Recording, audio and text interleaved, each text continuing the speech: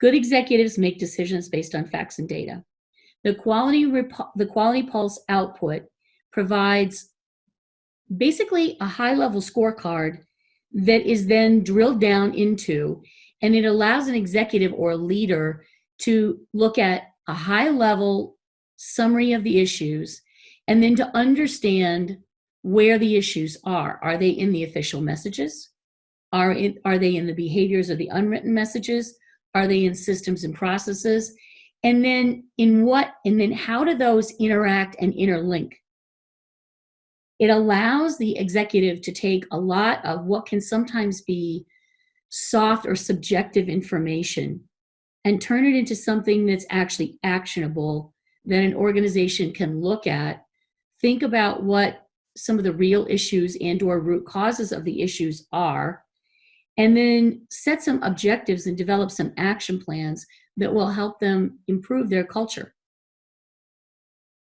I think we're able to actually identify the sentiment, and we provide sentiment information to our clients that help people understand across organizational levels, functions, roles within the organization, or many other attributes defined by the company.